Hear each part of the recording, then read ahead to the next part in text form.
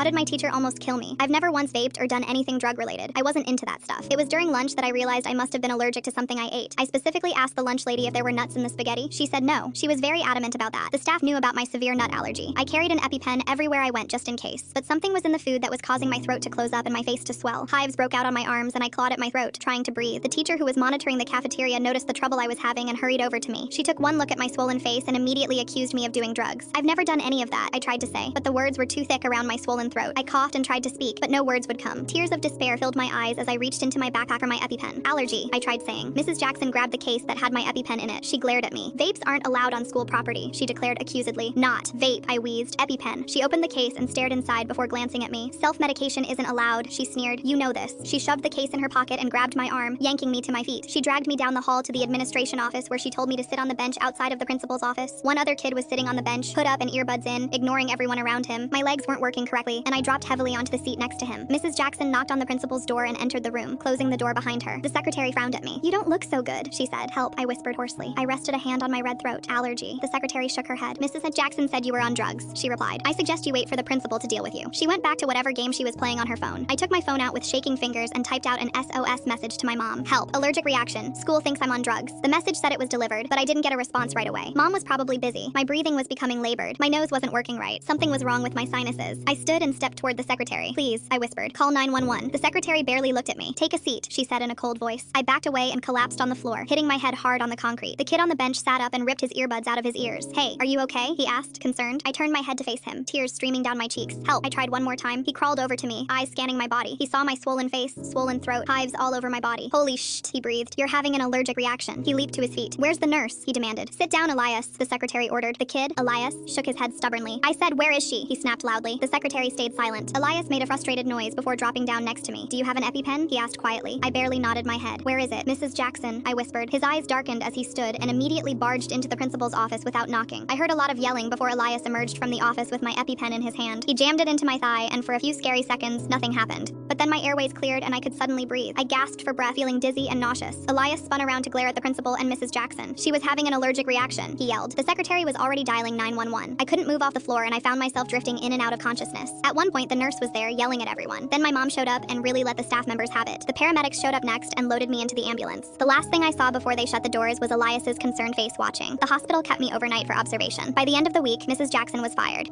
My mom sued the district for putting me through that and almost killing me. We got a nice settlement from that. And Elias, he became my best friend after that.